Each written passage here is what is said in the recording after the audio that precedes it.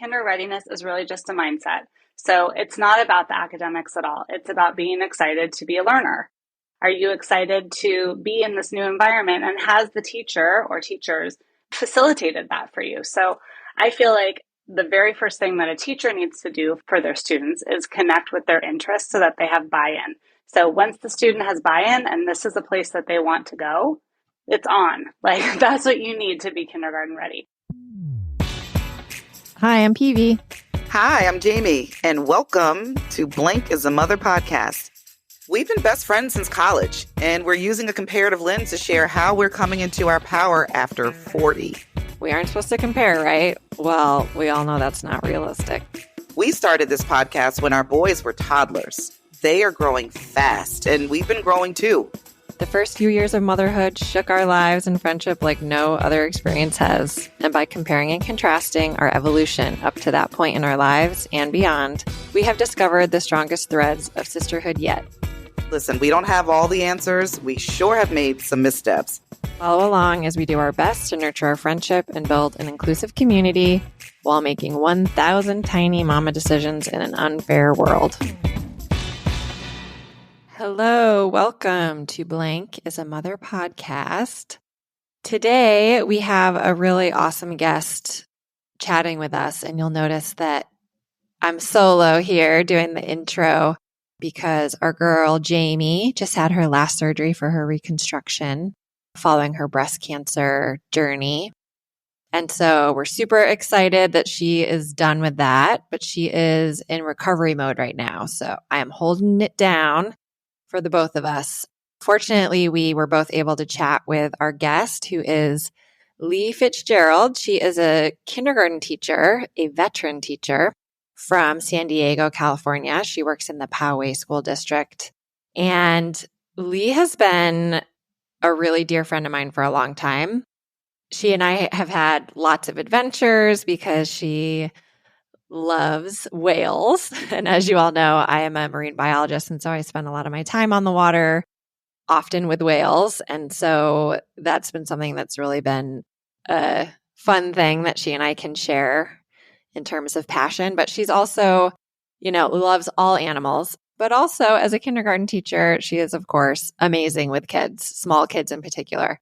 And so she is that most wonderful friend that you always want around because she's so down with the ups and downs of being around the small kiddos and always has an even keel approach to helping out and just being that calm presence and is always positive and upbeat, which is so hard to do as a parent all the time. But it makes me feel so good that kindergarten teachers and our primary school teachers are so skilled at that and obviously well trained. And so she's going to talk to us about her training and about some of her graduate work that she did around kindergarten readiness. So that is what we are talking about today.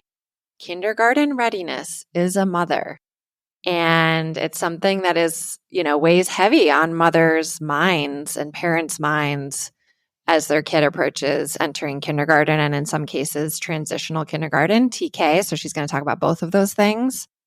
Everett, my son, is 5, so he is going to be entering kindergarten in just a few weeks. And so this is why this was top of mind for me personally. And then, of course, LJ, Jamie's son, is 4. And so he's right sort of in that transitional kindergarten age. And so he, of course, is getting ready for kindergarten too, as are all of our 4 and 5-year-olds and even younger than that. So this episode is really for parents of kids between the ages of 0 and 5, thinking about how do we prep our kids and empower them to be independent and confident learners in this new space that is really one of their first opportunities to have this sort of space of their own outside of your home, outside of the relationships that you have at home with family members. And so they form these really deep bonds with their teachers and their peers. And I have lots of questions. And so buckle up. We hit misfits with a lot of questions, what we can do as parents, how we should communicate with administrators and teachers, what we can do to support our little dudes in just being their best selves in kindergarten, because as you'll hear, it's actually a lot harder for the parents in a lot of respects than it is for the kids. So she really helps support us through processing what that transition is going to look like, because it's a big one. So excited to have Leigh Fitz here to tell us about kindergarten readiness. She drops so much knowledge. She is probably one of the most empathetic people I know. I wish she could be like everyone's kindergarten teacher. And just so glad that we are having her here so that she can share all of this knowledge and reassurance and all of these really, really helpful tips with our entire community. So, Leigh, thank you so much for being here. Thank you so much. I know you just wrapped up your school year. This is a good time to do it because it's all fresh in my noggin. Yeah. And I have like sort of I was telling Linz, I have sort of I came off on a high. So now I'm like, I love my job. Everything's so good. It's a good time to talk to me. I'm not like crying in my car like I was last year. Oh my gosh. Yeah. Oh no. Good and bad years for sure. Good groups of kids and more challenging groups of kids.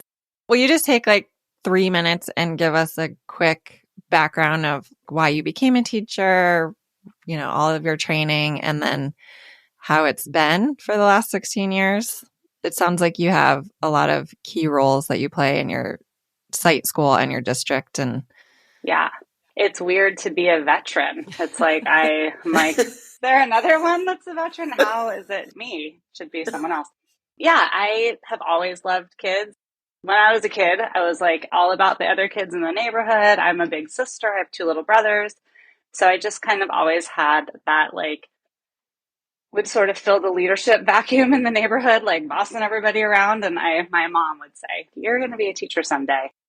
When I was in college, I was not sure I was going to be an elementary school teacher. I decided to do child and family development, because I thought maybe I'd be like a child psychologist. And I don't know, the appeal of being in that room and making magic happen for kids. Just after I did some observing and volunteering, I was like, this feels right. Having summers off, also not a bad situation. So yeah, after I finished my undergrad, I started working in private schools, because there was several in San Diego.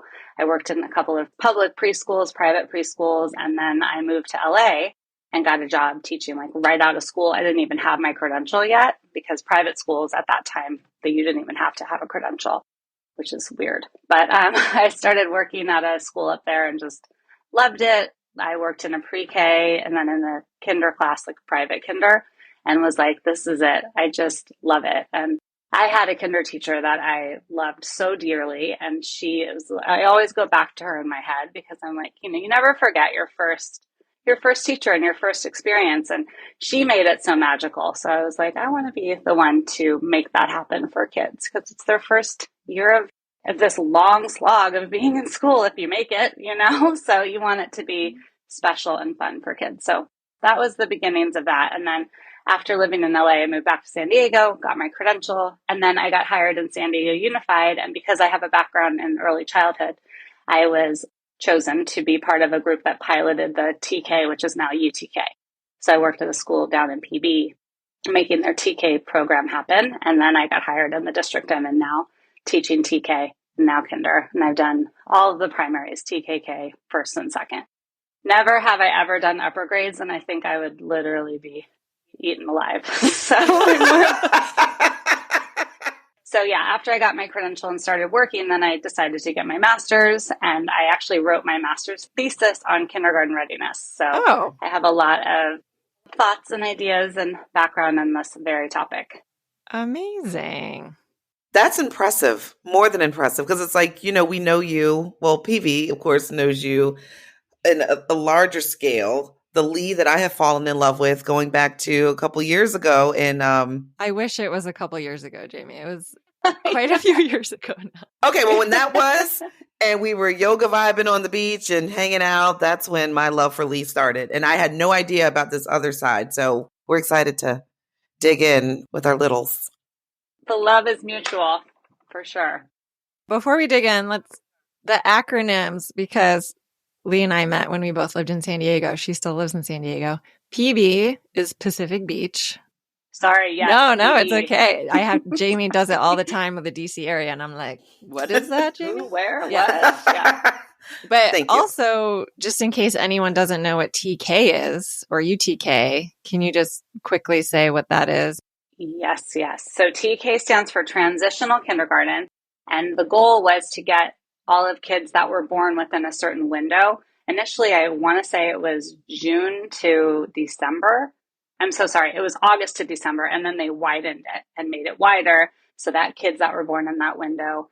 Basically, teachers were realizing developmentally it was totally inappropriate to have a kid that was born in January in kindergarten be in the same class as a student that was born in October. Because those 8 to 10 months of developmental, that discrepancy was so wide that it was like clear to teachers that those kids needed to be altogether in a different grade. And then seeing how the benefit of giving kids that extra leg up, that gift of time of having TK, they widened the time of the birthdays.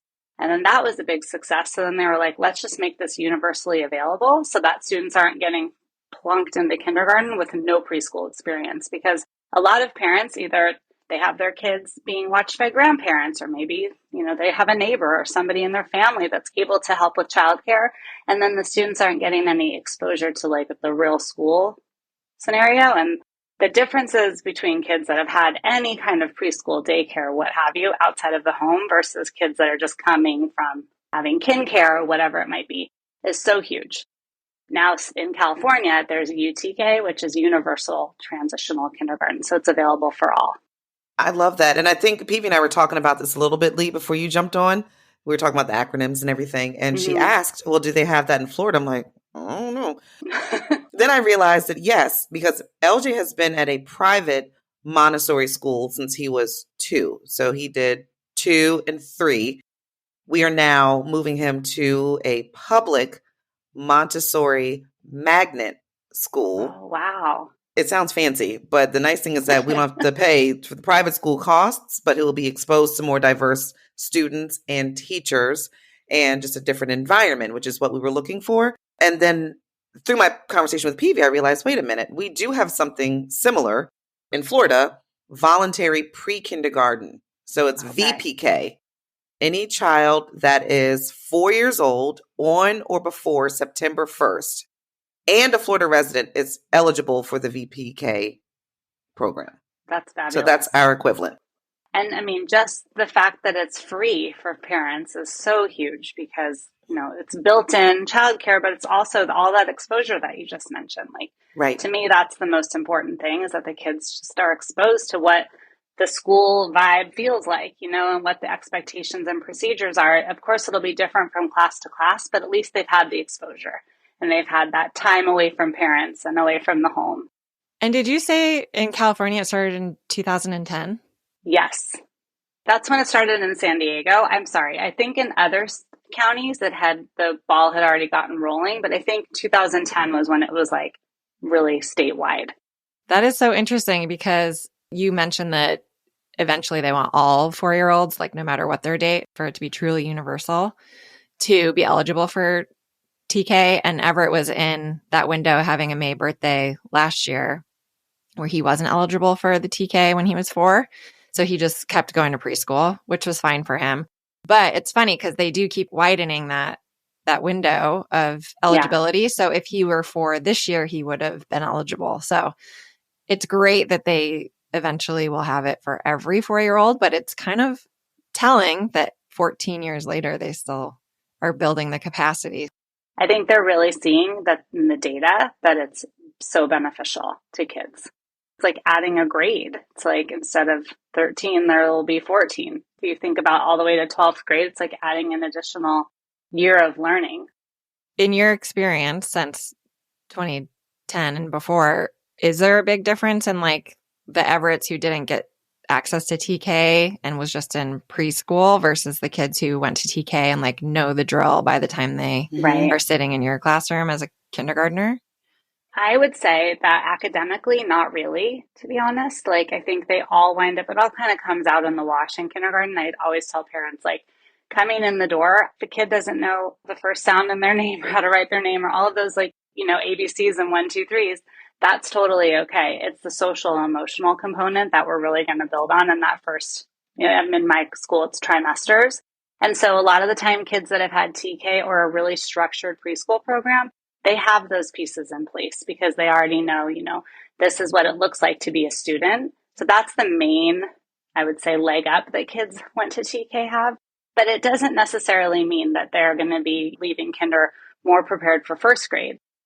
Academically, it's not a huge difference in my experience. It's really more just the separation anxiety is less because they've been away from parents and they know maybe if they went to TK at the site where they're going to kindergarten, then they're already super well versed in the actual campus and in the staff. They know the expectations of the school at large. So that's probably the biggest benefit. It's just that comfort level.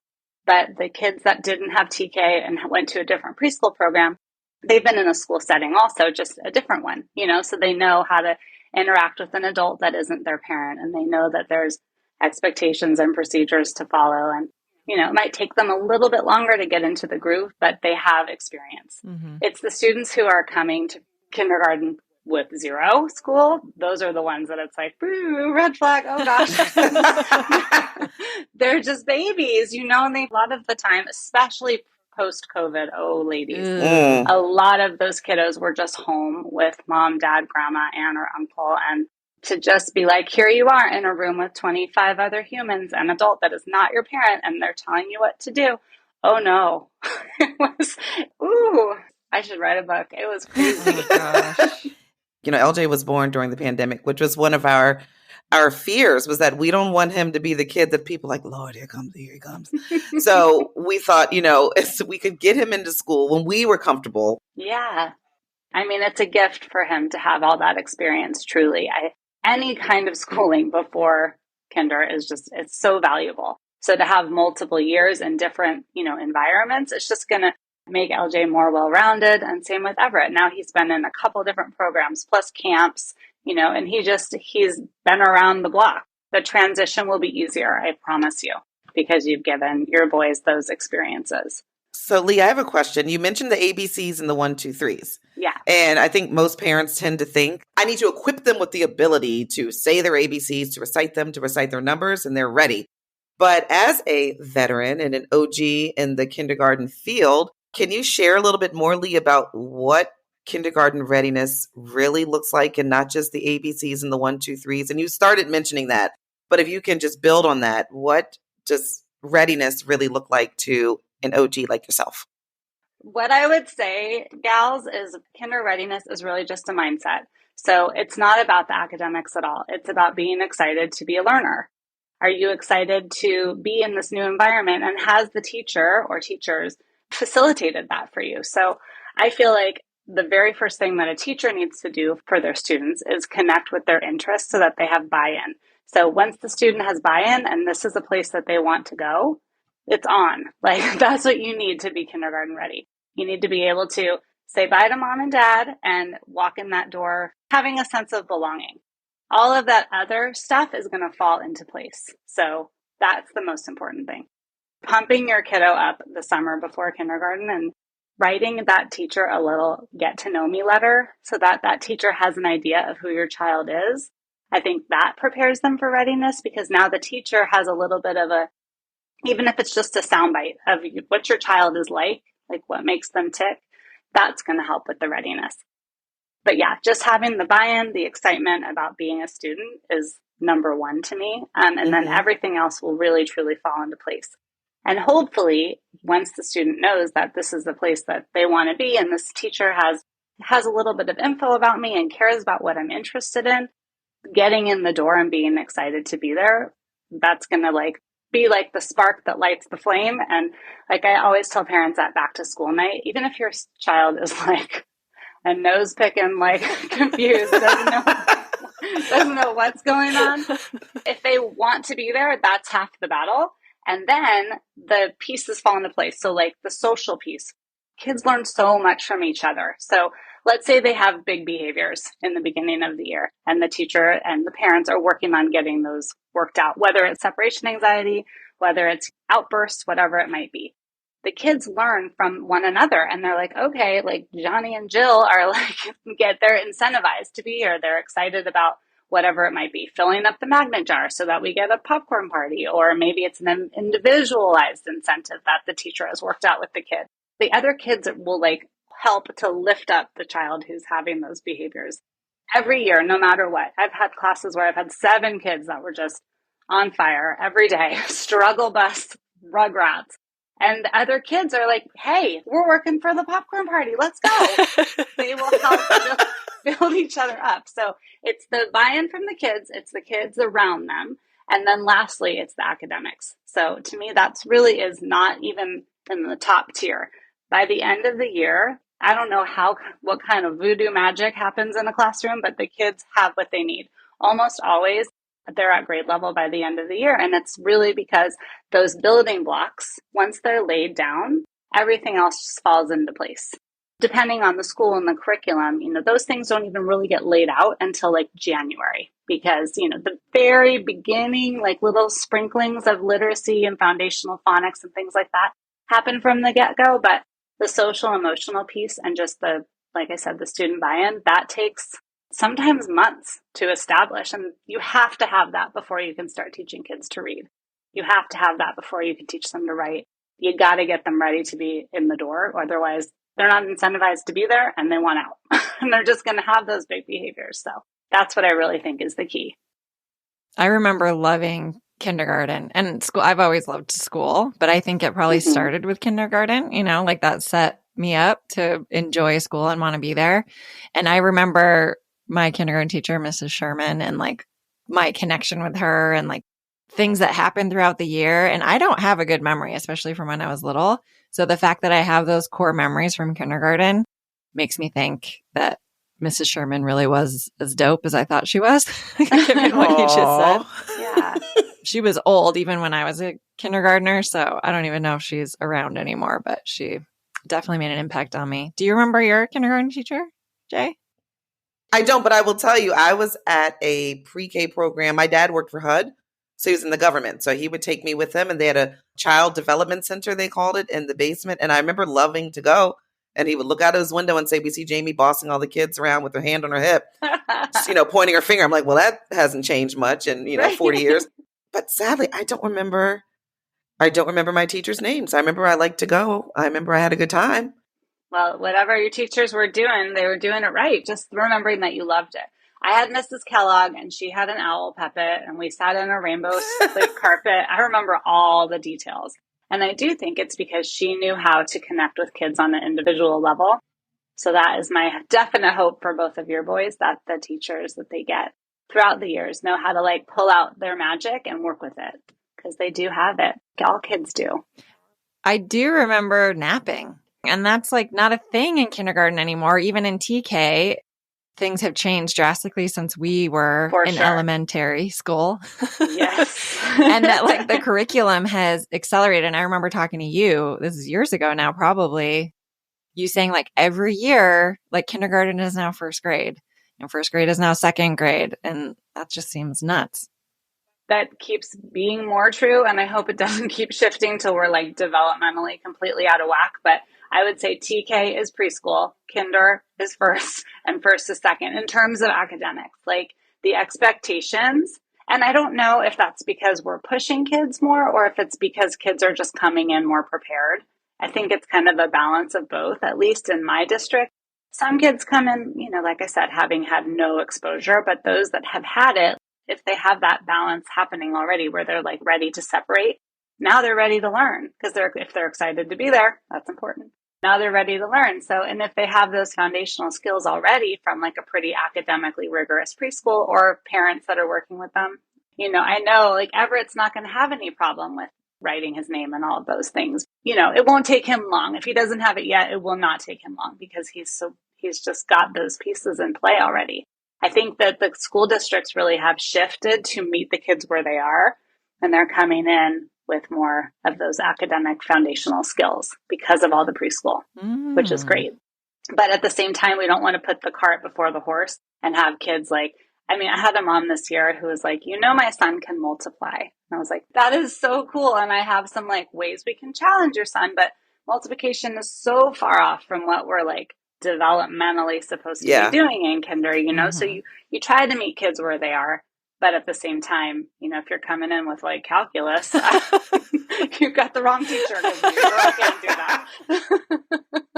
Well, it's interesting. When we toured LJ's new school, and this is no shade to where he was, but because we had him in a certain environment and we knew what that vibe was and how it felt to us as his parents, and ultimately we think how it translated to LJ as a student, going into the orientation for his new school was like, ah. I told people we walked in, it felt like a sense of belonging. It felt like family just from the orientation. And when LJ walked into the classrooms, he was already ready to explore. But this is what I wanted to mention, Leigh, which is interesting about everything kind of being ahead.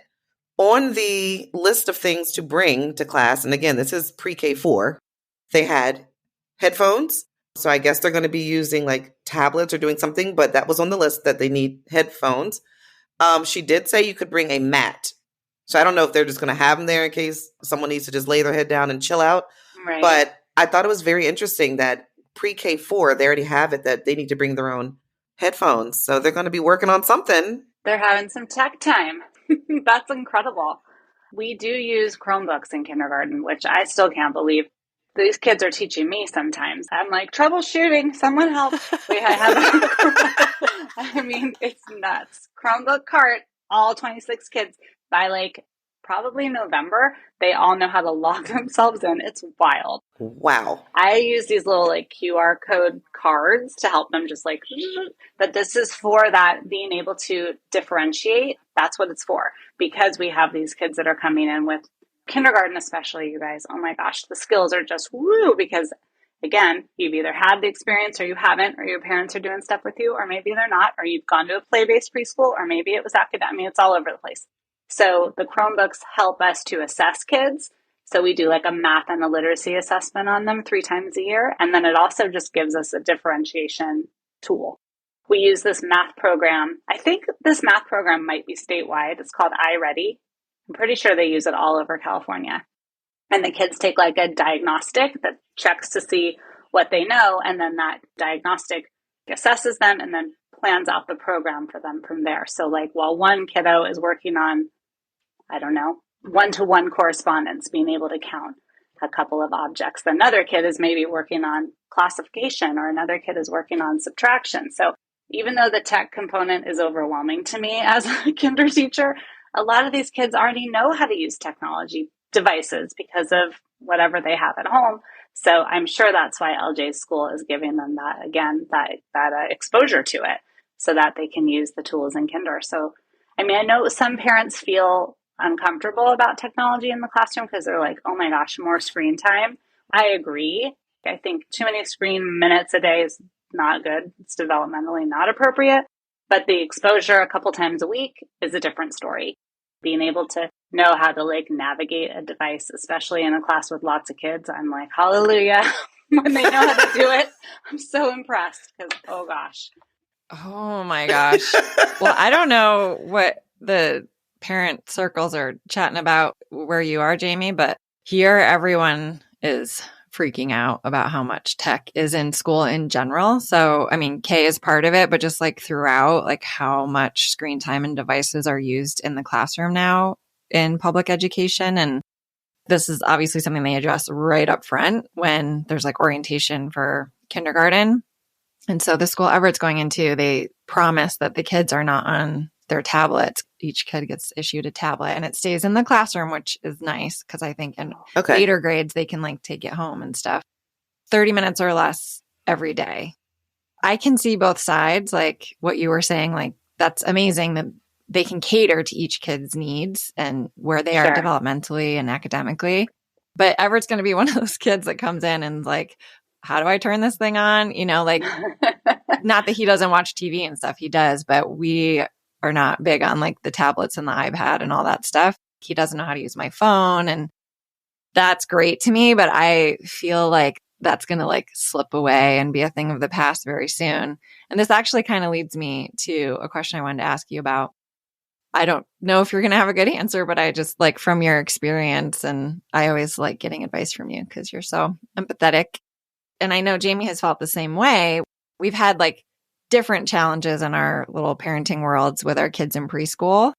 And the wonderful thing about preschool is that the parents really do have a lot of control of like their day to day lives, what they're exposed to. If things aren't going well, you're just like, whoop, we're going to make a change, not that it's that easy, Yeah. but you really can say like, you know what, like you mentioned, Everett's been to now like a handful of preschools, and I never would have predicted that. I just kind of thought he would enter one preschool, be there until he went to kindergarten. And because of his needs and, his social, emotional development, like we just needed to make some changes as he was going from 2.5 to now 5. And I did feel really like empowered that I had the capacity and like opportunity to do that. I'm feeling like once he enters kindergarten, and I have this like anxiety and nervousness about this, that I am losing a lot of control because like now he's entering the system. And so I'm not going to have as much like exposure to what he's up to day to day. I'm not going to get those pictures on the app all day long, or like having these like deep and meaningful one-on-one conversations with his teachers every day. And I don't know. I just feel like maybe it's because we pay for it or just their little ages or whatever it is. I just feel like as a parent, I'm losing that control, and it's a little freaky, especially for my kid who can be a little more needy at times. I totally understand that. I would say, at least from my perspective, like kindergarten you're still so little. And so for parents, there's sometimes more anxiety for the parents saying goodbye to their kiddo than the kid. The kid's like, bye. The parents are like, well, hold on. So I can't speak for the teachers at your site, but I will say that during COVID, I felt disconnected from the parents because it used to be drop off at the door, pick up at the door. They'd see the classroom. The work we did from the day would be on the wall. Like they'd have eyes on what we were doing. So I started using Class Dojo. I don't know if that's the app you've used in Everett's preschool. Okay. Parent Square or something like that. Yeah. We use Bright Wheel. Okay. Class Dojo. I mean, can I contact Everett's teacher? Because this and LJ's teacher, this tool has been a game changer. It is like Instagram, but for your classroom.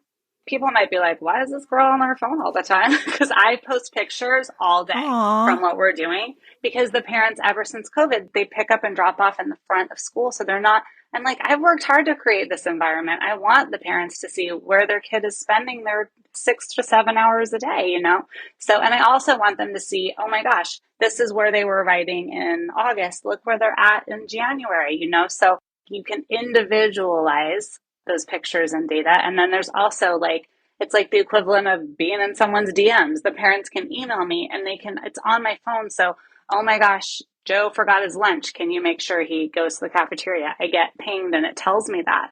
I love it because it makes it so that they have access to me and I have access to them. Do some parents go a little nuts with the communicating? Sure. But that's why teachers have to have boundaries. But I really love when parents give me a heads up. Hey, my kiddo was up all night. We're sending him to school anyway, but he didn't get any sleep. And that might be why he's a little grumpy. And I'm like, cool.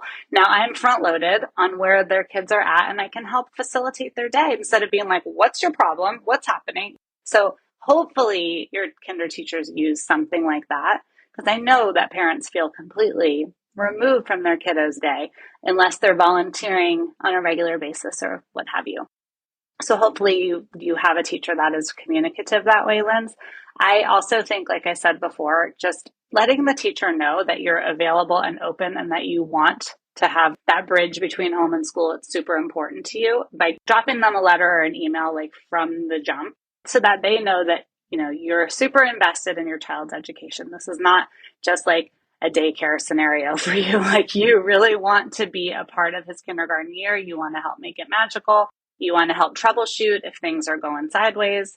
And having that communication with the teacher is critical. So don't be afraid. Be that parent that's actively participating, because first of all, you're right to do that, but also it lets the teacher know that you're really accessible and you want to be a part of the decision making, be it behaviors, academic, the strides that Everett's making, whatever. I would also say, just with the whole system piece, be a person that is known in that office, be a person that is known to like even the administration, like introducing yourself to the principal. I don't know how small or what the size is of Everett School, but my school is pretty small. And so I know parents in other grades. I know the names of parents of kids that are of families that I never even taught because they're involved, in the school. So that's what I'd recommend. Don't feel like you're giving up your, ability to be an advocate for your kid. You're definitely not, just because it's public school. You're not just a cog in a wheel. Like, your voice matters for sure. As a parent and as a vocal parent Mm-hmm. who has already attended a PTA meeting, even though he's not even at the school yet. I love it. I love it. But I do agree with what you said, Leigh, that it's important that we set boundaries and that the teachers set boundaries. So Yeah. I think you were getting into this, and if you can elaborate a little bit more on how to effectively communicate and to build those relationships with your child's teacher and the administrators without them feeling like you're being overpowering or overbearing. Right. Okay. Because we have these tools on our phones, right? I think a lot of parents, just like in any kind of business, people expect, oh, what? It's 9 p.m. I sent you a message, like I'm anticipating a reply. I tend to be a little more loose with that because sometimes during the school day, it's so wild. Like, I don't have a chance to really, I can't write you a well thought out reply during business hours because my business is being your kid's teacher. Right. Right. I would say, like, after hours, be patient. Say you're sending an email after you've put your kiddo to bed. You may not hear back until like the end of the following day because the teacher's waking up, going and teaching, and then they're tending to, emails and messages the night before. If it's something critical, that they might be quicker to reply. And same with the principals, the admin, like they're dealing with a lot more parents than I am. So I think that expectation for a fast reply or like a thoughtful reply, you just have to give a little bit of a cushion because I might wake up on any given morning to like 5 or 6 messages about big and small things. And so I try hard to get back to parents before school, but that doesn't always happen. I also have the flexibility in my life because I'm not a parent myself, whereas a lot of teachers are. So I think like, oh my gosh, you're with these babies all day and then you're going home and being with your own babies and then you're coming back and tending to these other babies.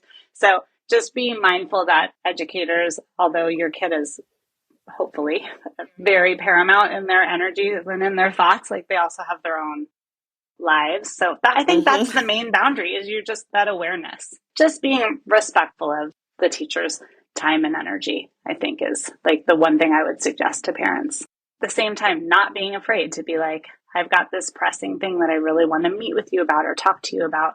It doesn't have to be virtual either. Like, now that things are sort of mostly back to normal, like I've found that meetings face to face can be a lot more powerful because the parent is coming to my classroom, they're seeing the environment that their child is in, and just meeting with me in my natural habitat, it makes it a little bit easier than like emailing.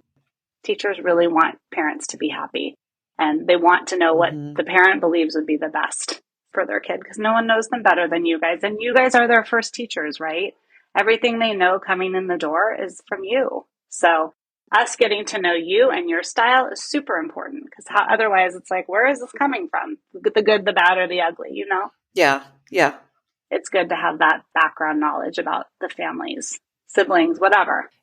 Piggybacking on the communication and all that, I have a question about showing appreciation because our teachers and educators and staff appreciation, I think, is amazing. And the little like schooling circles I've been in, everyone's been really great about that. But I have noticed that some parents take it quite far, like bringing daily like cups of coffee to the teacher and stuff. And I'm like, that's really cool. But also, are you just trying to like one up everybody, or are you trying to get a little bit more out of this teacher towards your child? Or, I don't really know where it's coming from, but I just have noticed and I'm like, what is appreciated in terms of appreciation from teachers and staff? Like, what's too much? Because we all love our love, but sometimes you're like, okay, now I'm smothered. Yeah, I think that's why, at least in my school, the PTO has come up with a number. I think it's like $20 a parent. in the beginning of the year. So everyone throws in $20. And then that's supposed to be for teacher appreciation and maybe class parties, I think. So that no one's giving the teacher like, the keys to their new Benz while someone else is giving the teacher like some Tootsie Rolls. Yeah, exactly. That's an equity thing, right? There have definitely been parents that have like gone above and beyond for me, and it is appreciated. I think it's more appropriate to do that though at the end of the year, because then it doesn't feel like you're trying to like, squeeze the lime for more juice or whatever that expression is. Like seeing what other teachers have gotten. Like when I worked in a private school, I'll never forget this. This one teacher it was like a thing with pinchers that would hold pictures that you keep on your desk. But every pinchy thing had $100 gift card on it to different stores. And I was like, y'all better just work at this school for the rest of your lives, because you're never going to get that kind of, it was crazy. This was a very expensive private school. I know. Whereas in a public school setting, you would never expect something like that. And that was great. But that's not a typical situation. And that's not, again, equitable for all families. So it really does depend on whether it's public versus private, and then the district that you're in, like the demographic that you're in. I think that really does sort of set the tone for the way that the teachers are like gifted. But at my school, we have teacher appreciation 1 week in May, and everybody basically gets the same thing. There's a lunch for everyone, and it's just nice. They decorate the halls. It's really sweet. It's nothing like exorbitant. It's just normal, like props to the teachers. Thanks for doing your thing. And that's all we really want, is to be, recognized. And that's it. So I think honestly, writing your teacher a letter or a card too, maybe that's just, I'm a words of affirmation person, but that goes so far. That means so much to a teacher to know that you notice what they've done, to help your child along their road. Yeah. I was going to say, how many Amazon or Target or Starbucks gift cards do you get, and how many do you need? Like you mentioned, like the personalized notes, but like showing that you actually know the teacher a little bit. Like I'll give you an example. When Everett's preschool teacher, who he loved, and then when she left, it just happened to coincide with like the holidays. I noticed that she always wore like cute earrings that were like ice cream cones or unicorns or whatever, probably to, that the kids would like to see them. And it was like a thing that they connected on. It's like her signature look. But yeah, when I asked Everett, like, oh, what do you want to give Miss Lauren for Christmas? And just happened to be also her going away gift. He was like, I want to get her earrings. And so it was so cute. We went to the little Claire's, which I hadn't been to in a million years. And he picked out earrings that he thought she would like, that he knew she didn't have. And I was like, this is the cutest thing ever. And then it was like such a personalized gift. Like, is that better than $100 to Amazon? Or are you like, nah, I'll take the $100? No. I think for me, the fact that you guys noticed that.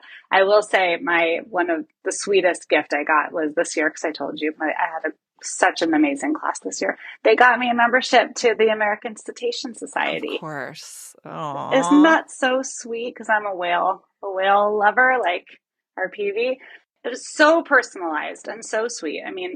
That kind of thing goes so far, because it makes you feel seen, right? It makes you feel like you're not just like running this show. You have interests and things that make you you. So I would way rather get something that feels personalized, something that's noticed, that the student has noticed that I like. And that goes back to making sure that you have those relationships, right? So the kids knowing you. So you're not just this person standing in front of the room talking at me. Like, I talk to my class constantly, probably to an unnatural amount, about like my interests, my dogs. They know about Dan. They know and it's so sweet, because they'll like draw me pictures of my 3 dogs, and they know about my family. I have pictures of my family and my friends on the wall, because I'm not just the teacher. I'm also a gal about town, and that's what's so important to me, to know my kids and their families, otherwise where's the relationship if you don't know? Like, and maybe they're into Pokemon. Am I into Pokemon? Not at all. But we're going to talk about it, because that's what you're into.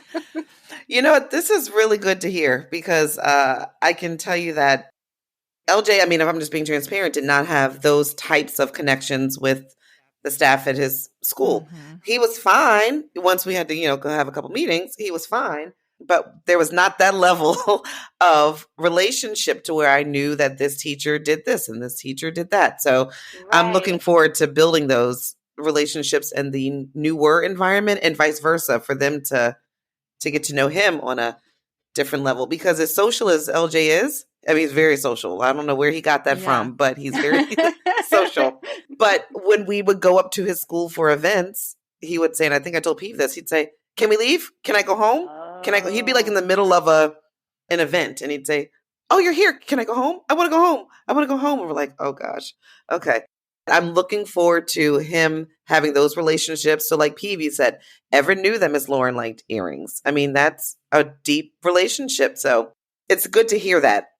I think people forget that school is just, I mean, it's where you spend the majority of your time as a kid, right? So to not have it be this warm, welcoming place where you, again, that word belonging, I try to think of that always, because you want the kids to feel like this isn't just a place that you get dropped off and picked up. This is like your second home.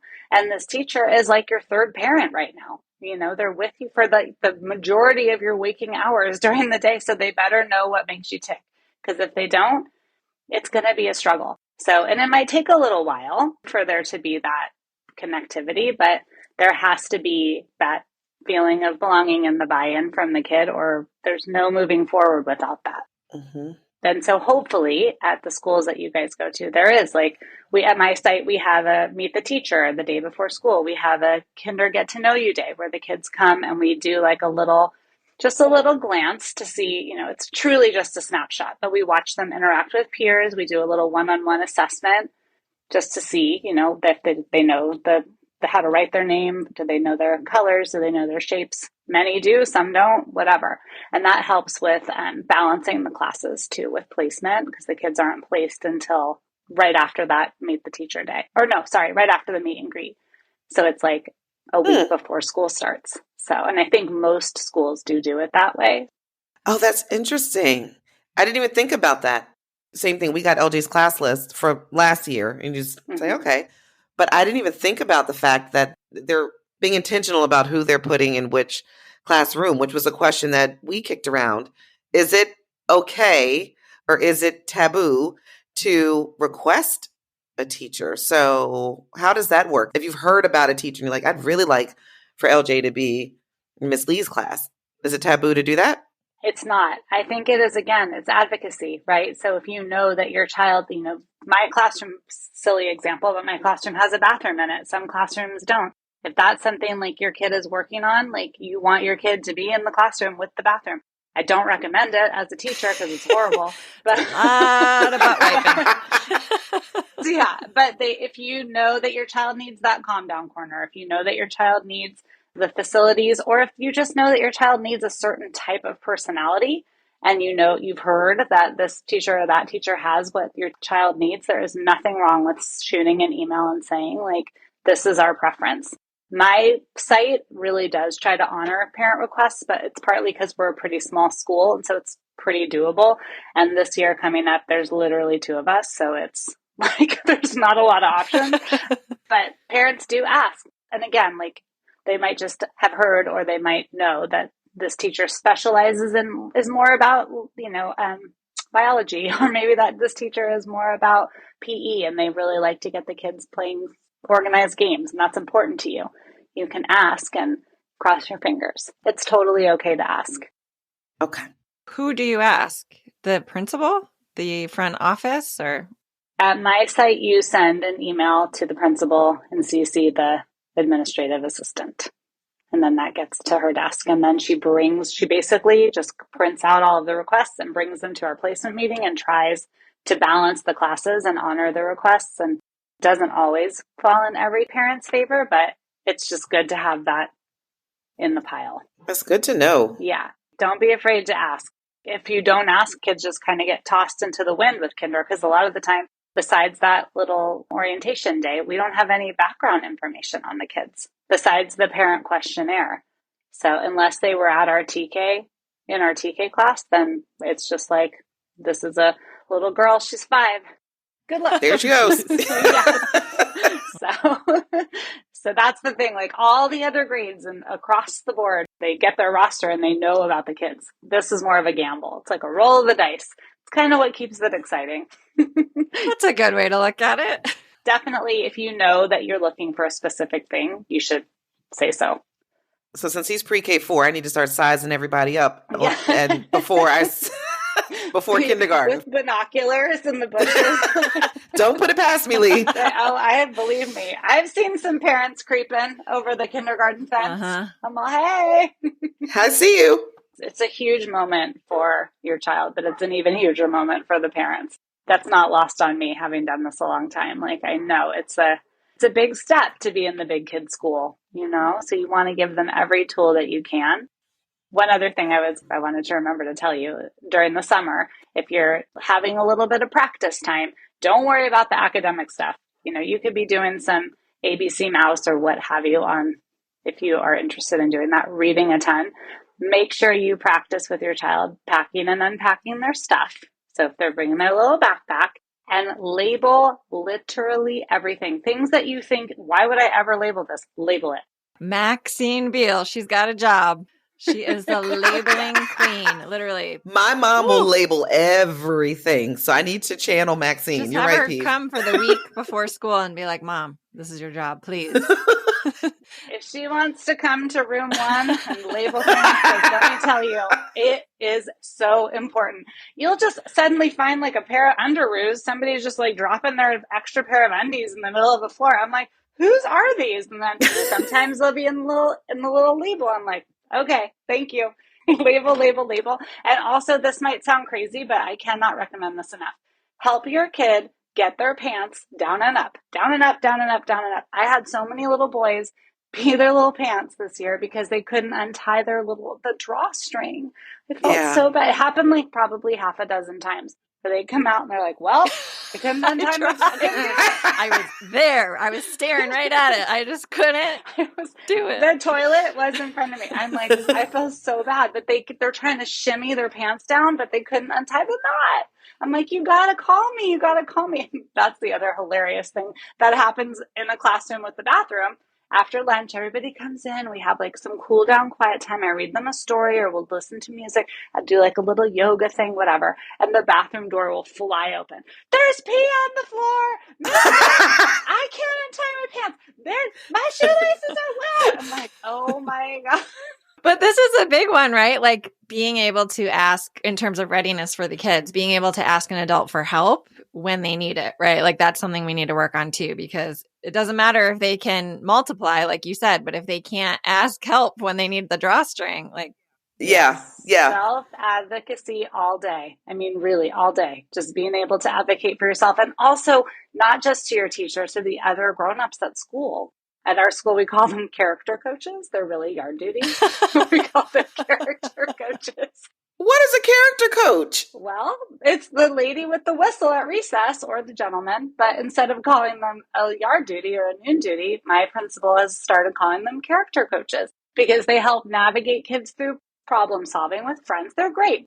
I love it. Yeah, but kids will I'll come back from lunch and 24 bodies. The miss said, and then he said, and I'm like, oh, did you tell a character coach? Because I'm not a character coach. I just got here. I don't know anything that just happened. So to try to help them navigate problems on the playground, they have to be able to speak to other adults besides just their mom and dad and the Miss Fitzgerald. Because I'm not always there for all of those big moments. So yeah, self-advocacy is huge. And one of the things on the little report card, the progress notice, is also, is your child organized? Are they responsible for their stuff? That is also huge. So like half of my kids' stuff is in the lost and found in August because their water bottle is over here and their extra pair of socks got taken and tossed. Whatever. So being able to pack and unpack your own things is just also, it sounds so silly and simple, but to be in charge of 26 people's things is like an impossibility. So they have to be, and it takes time. I don't ever expect it in the beginning, but we work on that from the get-go too. Just where do you put your things? How do you keep your things? And where do all of those things go at the end of the day? It is the most like mundane thing to practice and think about, but name on everything. If you take one thing from me today, label your shit. Label your shit. You're going to be like, should I label this? If in doubt, label it out. That's what I say. If in doubt, label it out. I like that. PV, didn't Everett come home a couple years ago with like some baby fat jeans? We were like, Everett doesn't have any baby fat jeans. Come on. He did. I was like, I don't know what kid is bringing these, but thank you for the gift. Yeah, they're ours now. And that's the other thing too. If your kiddo is having, if you're working on toileting and they're supposed to be potty trained, but kids have accidents. It happens. So sending in that extra pair of shorts and undies and socks, because it always gets on the socks. And then at my school, if the kid can't handle it themselves, they go to the nurse and then they'll come home in a pair of, loners, whatever. And I don't know if your sites will have bathrooms in the classroom, but that makes it, although gross, very helpful for the kids. And I will always help my kids. I'm never going to send them down the hall with their pants around their ankles. We're going to get it done in the classroom. So just those are the skills I would say to practice before going to school. Do not worry about the other stuff. All of those other things will come. But just those self-help, the advocacy, the helping yourself, and then, being in charge of your stuff. Having them have a backpack that maybe they really love, that has stuff in it that they really feel connected to, so that they want to keep track of it, and having that individualized experience, because having new cool school supplies is a huge thing. Having your stuff, whatever you're sporting, makes school even more fun. So, but buy-in piece, having kids be incentivized to be at school and then take care of what they've got, I would say is big. Yeah, I didn't play around with my Trapper Keeper. When it was back to school, listen, it was not a game. I needed to make sure my Trapper Keeper matched my fly. So I had to get a good one. 1,000%. And I'm certain your name was on it. Yeah. Oh, it was. Thanks to Maxine. Oh, my goodness. We should have started the conversation with this, but we can definitely end it like this. Teachers need to make more money. You guys should be one of the highest paid professions. Listen. Oh, my goodness. I'm not going to dispute that. It is embarrassment. It's embarrassing. It really is. Especially, I am fortunate enough to have a partner. If I didn't, it would be van down by the river living for me. It's pretty crazy. And, teachers that are straight out of college too, that don't have experience, the way that it works is it's a step program. So if you don't have any years below you, or if you don't have your master's degree, it's a shame. It is really, truly a labor of love. And people who are doing it, you got to love it or else you really wouldn't survive. So you have to dig deep and find that passion, because it is such it is like working for free. And then the amount of hours that you put in outside of your actual, work day. But the rewards outweigh all of that extra stuff. Absolutely. And I'm very, very fortunate to do what I love and to be able to live in partnership with someone else, because otherwise, I would be working all summer. So I am very lucky. But for teachers that don't have that, I think a lot of them do. They tutor, they barista, they hustle during the summer so that they can continue doing what they feel is their calling. So I really do believe that 99% of the time, the teachers that are standing in those classrooms are there because they love kids and want to make a difference. Mm-hmm. So I know that your boys are going to be in good hands when it's time. Thank you. I wish I could take them myself and keep them. Because we'd have open communication, you better believe it. We sure would. Okay, Miss Fitz, we have taken so much of your time, but I have one last question I really want to ask you. Maybe, because I have one more too. Two more questions. Sorry, two more questions. I'm on summer break, guys. Okay. This is what I'm here for. Okay. Do you want to go first, Jay, or you want me to go first? Let me go first really quickly. It's just a piggyback off of the potty thing. So for my little dude, he's good with the potty for the most part. He had a lot of accidents last year. We think it was more anxiety driven, just from not feeling all the way connected. But I do have a question about the butt wiping. So listen, not to tell you all LJ's business, but to tell you it, he is very vocal at home. He will make his little poops and then say, "Mommy, I pooped. Can you wipe my butt?" Because he is not wiping his own butt yet, but he will let you know when he's made his poops. So my question is it part of the readiness that at his age, he should be able to wipe his own butt? At his age right this minute, no. But by kindergarten, yes. Okay. So we have a year. You've got time. Yeah. Okay. There are definitely times when They're getting more than they bargained for when they went into the bathroom. Things are not what you expected. And things don't always come out solid. Yeah. Right. And what is the kid supposed to do? So in that situation, of course, if they're like, Kaka, I need you, I'm like, okay, these are children. I'm not going to send them home nasty. But I also, like, in my bathroom, I have parents will send in, what are they called? Like caboose? I don't know. It's like a little frog on it. No idea. It's like a wipe, but it's like a discreet wipe. Okay. It's like a smaller, it's not like a big thing of baby wipes. It's like, it's a little more like under the radar. It doesn't say like baby wipe. It's like a cute little frog who's like here to help. So how cute is that? Yeah, so we have those, and yeah, I mean, sometimes we need assistance. So I'm gonna step in and I'm gonna help. And like when there's been like actual like poop your pants, that's a more of a nurse call just because of the law. Sure. Yeah. Yeah. And again, I have a bathroom in my classroom, so it's a blessing and a curse because it's right there, but it's also right there. So if they need me, I'm like, okay, hold on, everyone. So, but yeah, it happens, and the kids are supposed to be potty trained, but I'm going to tell you, every year there's one or two that are maybe they're on the younger end of the scale, or maybe they're just a couple clicks behind, and they're going to get there. So okay, yeah, but that's we have time for him to wipe his own butt. Time. Okay, you got time. Our clock is ticking. Everett knows. Every week I'm like, okay, buddy, this is something you have to work on before the start of school. Do you want to practice this week? He's like, nope. No, sure don't. All right. At some point I'm going to be like, this is the week we're doing it. Yeah. Okay. So my last question, and this has come up a few times already in our conversation, but I want to focus on a little bit, is the big behaviors and the big emotions. And all the kiddos have them, and some of the kids have them more.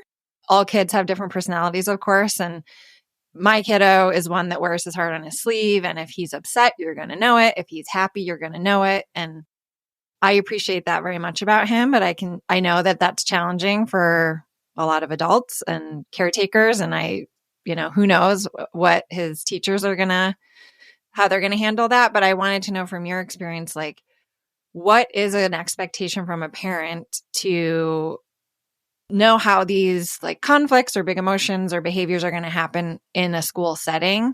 Like, when are we going to get a phone call, or when would a teacher approach us about this? Because, I've kind of had the gamut with our preschool situation. Like, some of the settings he's been in have been very well equipped to be like around him and support him in those moments. And then others, it's like, come pick up your kid. And I'm like, okay, a big spectrum.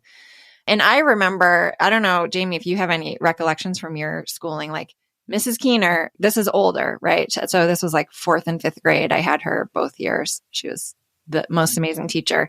I vividly, like, one of the biggest things I took away from my experience being her student is how she handled conflict in the classroom. So there would be, different ball game with the older kids, but there would be some beef happening. She would sit us down on that rug. We would all talk it out and call it out. Like, there was no dealing with it privately. It was like, we're all in this together. We're a family. She had us journaling about it. I mean, like, wow. She was very much invested in our emotional health and like getting along. Not that we all had to be best friends, but she just, wanted to make sure we weren't going home feeling like, I'm in this by myself and I'm isolated or whatever. Yeah. But she built a class community, which is like all you can ask for. You want your kid to be a part of that. So with kinder, it is absolutely expected, developmentally appropriate to have those big behaviors. I think the biggest lesson that I've learned is, as I'm getting to know kids, to have a plan and be able to anticipate. So if I know that there's something that's going to spark a big emotion from a child, then I have to have a plan in place. And I also try really hard to give kids calm down strategies from the jump. And I have support with that at my school. We have not a character coach, but a Mrs. W. She's a queen. She comes in with two puppets, Puppy and Snail, and the Puppy and Snail work their action out. And it's so, so, so invaluable to my class. We do social lessons every week in the beginning of the year. And so any good kindergarten teacher knows that again, is so much more important than any of the other stuff. You have to give them strategies to help them advocate for their emotions. And also, as a teacher, you have to be able to have those anticipatory sets in place. So if a student needs that calm down corner, if they need to take a break, if they need a safe place to go where they can have their, I've had students that have their own calm down kits where I can see they're having big feelings. I will quietly say to them, go grab your kit, like take a minute and go grab your kit. I've had kids that sometimes have to step outside or they have to take a walk with another adult. The teacher, once they get to know your child, will put a plan in place to help your kid de-escalate. That's the key, because they can't learn and no one else can either if the emotions are big.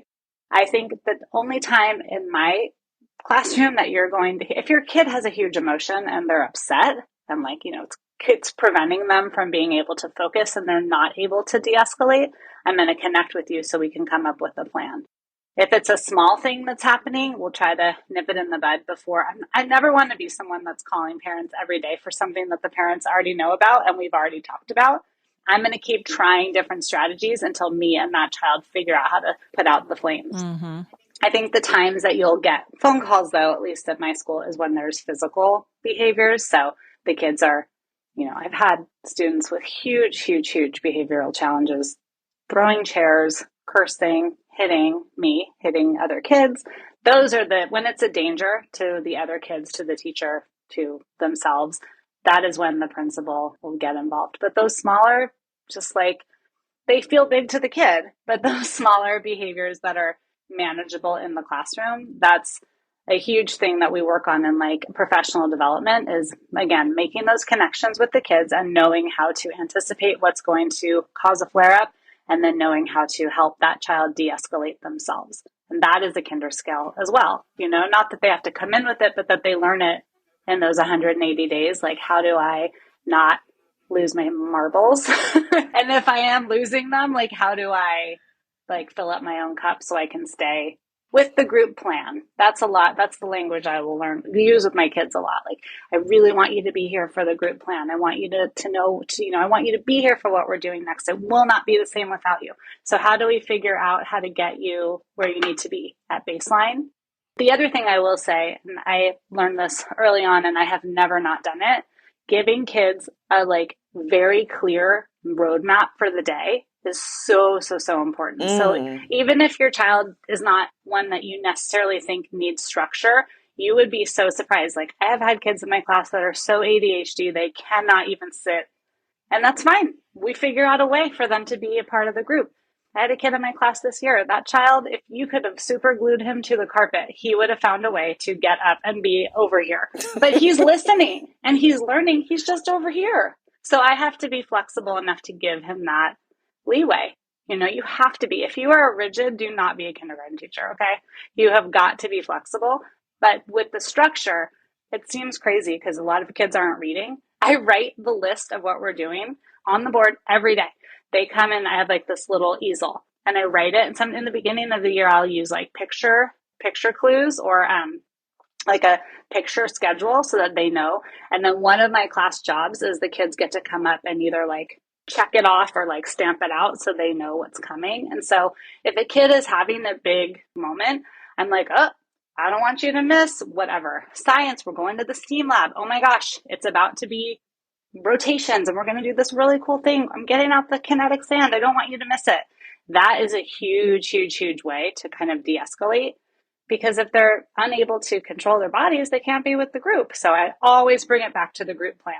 I don't want you to miss out on what we're doing. And that seems to really help kids that are having those big emotions. But whatever your child is dealing with, big or small, most teachers have seen it. We've seen it all. So there's going to be a way to help de-escalate that situation, whether it be a thing like the calm down box or calm down corner, or, belly breaths, drawing a picture for your mom and dad and writing to them or drawing to them about how you're feeling. There's a million different things that teachers can do to keep the lid on as best as they can. And like we've talked about, Linz, kids just will, because they want to be part of the group, and then they'll let that lid fly off as soon as they get back to their mom and dad.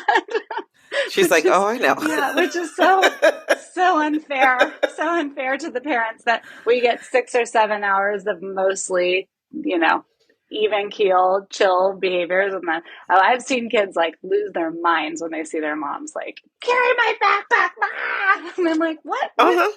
Who? What? We were just vibing. What is this? But it's because they've had to keep it together all day. So it's amazing how resilient kids can be in that kind of a setting. The structure and the other kids it's a game changer. Thank you for normalizing that. This was offline, like you were kind of reassuring me that, because I'm also a little concerned about the whole, like it being a lot more structured than whatever it might be used to with this play-based outdoor kind of preschool situation. You're like, actually, it's counterintuitive, but these kids actually need structure and thrive in structure, even if it's not been such a big part of their preschool experience. Yeah, I really find that to be true. And I mean, I have had kids that have come either from, again, no school or very, very play-based. Either way, there's something about just being able to, I don't know if it's the experience itself, the combination of the experience itself, the feedback you're getting from your classmates and the feedback you're getting from your teacher. It's just something in our brains. It's that part of belonging, right? I'm a part of this experience and I don't want to miss it. So of course there are kids that, there are one-offs where it either takes a little bit longer or it's not the right fit. I'm not saying that's never been the case, but a lot of the times those kids, if they're having like a neurodivergent, different experience than their other friends, you just have to anticipate and revamp what you're doing. It just takes some trial and error most of the time. So I think that the wanting to belong and the experiences, if the class is fun, that it outweighs any other, overriding feelings that a kid might be having, or big feelings, I guess. Thanks so much. Miss Fitz, I want you as our teacher. Can I come back as a kindergarten teacher? I don't remember that lady's name, but I will remember Miss Fitz. I need to come back and hang out. But thank you for this, Leigh. It's been fun. I love talking to you guys. It's been great. I definitely feel this, like the one thing that I feel like I really know inside and out, because it's like, it's got my heart. It's really a big part of who I am. So thanks for letting me talk about it. Oh my gosh. Thank you.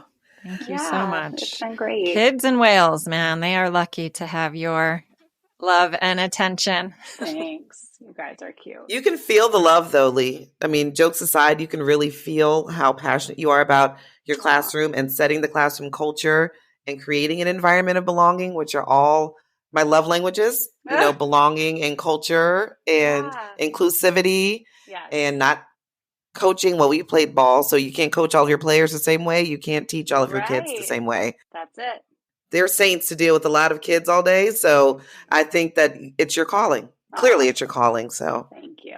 Thank you doing very much. Well, you guys know you can always reach out to me anytime about any of this stuff. Thank you. Thank you, Enjoy Leigh. your summer, your well-deserved summer, and all your margaritas and all your whales. It's happening. It's on. Can you see how relaxed I am? Mm-hmm. Yeah. Last week I was like, I'm feeling a lot more well-rested. And when it's in the rear view, it does. It's that hindsight feeling, right? Like I'm like, there's always bumps in the road, but it was a good year. So I feel good about it. Leigh, at some point we got to get LJ to California so you guys can meet each other. So we have to plan offline for that to happen. Is there a cuter duo than your two boys? I don't think so. Mm-hmm. They're so cute. I would love to meet him, and I'd love to see you. It's been too long. It has been. We're gonna make it happen. Okay. Thank you, Leigh. Thanks for doing what you guys are doing. Everything is a mother. It's so true. Keep it going. You're awesome. Thank you so Thank much. you, Leigh. Okay, Thanks for joining us. Happy summer. Bye. Happy summer. Bye. Well, thank you so much, Leigh, for coming and sharing all of that with us. It made me feel a lot better about everything we've been doing to prepare Everett for kindergarten in just a few weeks. And I'm really just leaning into these last months that we have at home with our current routine and our current day-to-day. And I know all of that's going to change very soon. So I'm just, cherishing all of those moments, but also, looking forward to what's next. And I know Everett's ready. So I think the little nuggets of knowledge that you just dropped and all of those tips, I'm going to literally implement like today. And, I cannot wait to like write a little note with Everett to his teacher, like you suggested, and start labeling everything and really just getting our stuff ready for kindergarten. It is really exciting, even though it is a little sad for us to lose those younger years and kind of move into the next phase, but it's also super exciting. And so thank you so much for all of your support in this process to Jamie and I and our entire community. I know this is going to be an episode that we share far and wide, and all of our mama listeners are going to share it with their friends who are going through this same little phase of parenting life. It's been so great to see you and hear your voice as always. You are such an amazing person, and I'm so lucky to call you one of my dear friends. And I really, really appreciate you giving us all of this time in your precious summer break that you deserve, that you really, really deserve. Because, man, I know these school years are tough. I'm really glad you had a great class this year, and I am sure that next year's class will be awesome too. They are really, really lucky to have you at your school and all of your families that you serve. Thanks everybody for listening. Please join us on Instagram. _is a mother podcast is where you can find us. We are now on YouTube as well. So you can find our podcast on all of the streaming platforms, including YouTube. So that's exciting. All of those links are in our profile on Instagram. And you know that we love to chit chat with you there, but we also love corresponding in DMs and over email. We're on Gmail. So it's just isamotherpodcast@gmail.com. Drop us a note if you want to chat that way. And we are also really looking forward to our upcoming Mama's Retreat with the Calm Mama Retreat, ladies. So I'm just going to drop that teaser here. When Jamie's back in action, she and I can chit chat about what that is going to look like. And we encourage anyone who needs a little break to retreat and reflect and just invest in yourself and give yourself a little break. This 3-day retreat is really special. It's at the end of September. It's in Castro Valley. We've linked to it in our Instagram account as well. So we would love, love, love to meet you all in person and to hang with you for 3 days and do everything that we do in this hour with y'all over the course of 3 days. So more on that later. Thank you so much for joining us. Share this. Love you all. Don't forget, go call your best friend. Thank you so much for listening and being part of our conversation and our inner circle. Follow us on Instagram, _is a mother podcast. And we look forward to you and your best friends joining us next episode. Leave a rating on this podcast app. It really helps us get our conversations to more friends out there, more friendship circles, and more women and more mothers. And that's what we're here for, to broaden the conversation, to bring everybody into the circle. Thank you for listening. Thank you for joining us. We'll talk to you soon. Go call your best friend.